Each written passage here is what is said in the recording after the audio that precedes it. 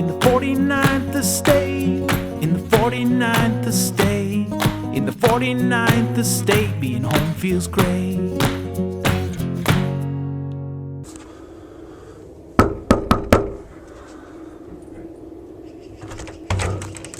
Hey Josh, welcome to our house. Yeah, this one is called Stay Off the Beach.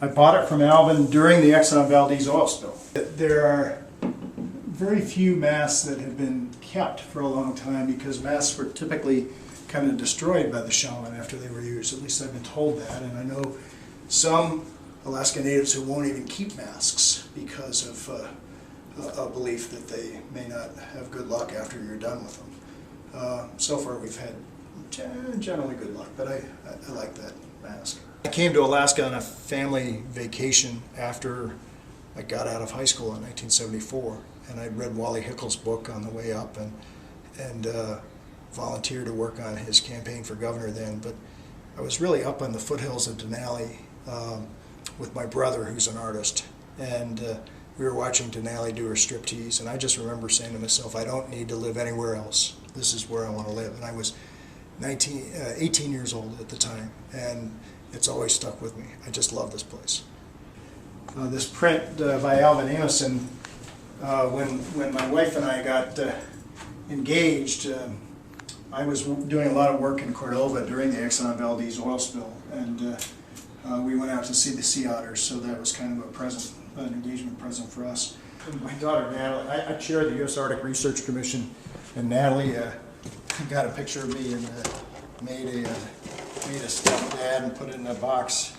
Arctic Research Man. The spelling could be a little bit better, but it's kind of a forever warranty if broken, burned, sabotaged, ripped or grown, change size, color, sanity, it defies the laws of physics or grows large, get your eyes checked and send it back to Natalie and she'll fix it.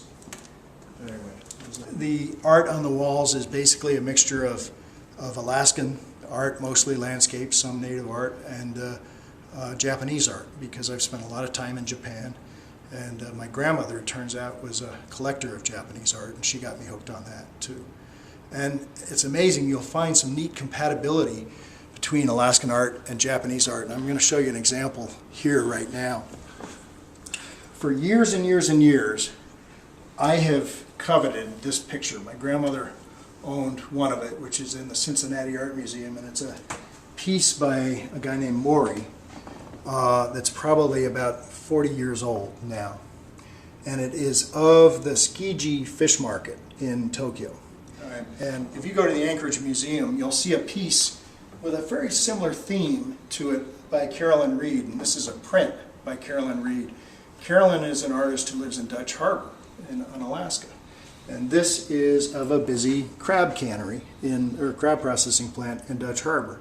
And what I love about the two pieces is they are both about the same size and both showing people very busy at one end of the food chain where they're getting the crab and the other end of the food chain where they're selling it in the Japanese market. So I kind of find that as a fun Alaska Japan bridge. This is a piece by Susan Ogle. It's a sandhill crane watching over the breakfast table, and figured that's a cool thing. We lost the kids lost mom. I lost my wife Carol in 2002. Bought this shortly thereafterwards, and it kind of, for me, reminds of mom still here with us, watching over us.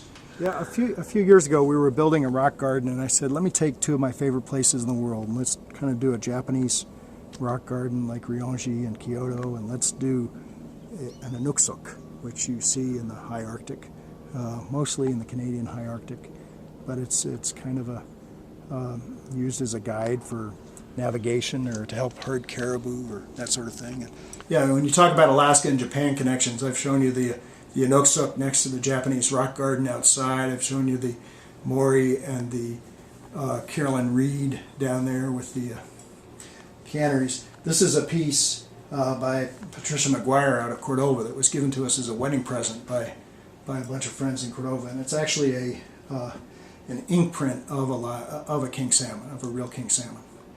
So she spread ink on the fish and then pressed the paper into the fish, and that's a Japanese process that is around. So it's fun to see Alaskan artists using Japanese techniques and some Japanese connections to the north as well.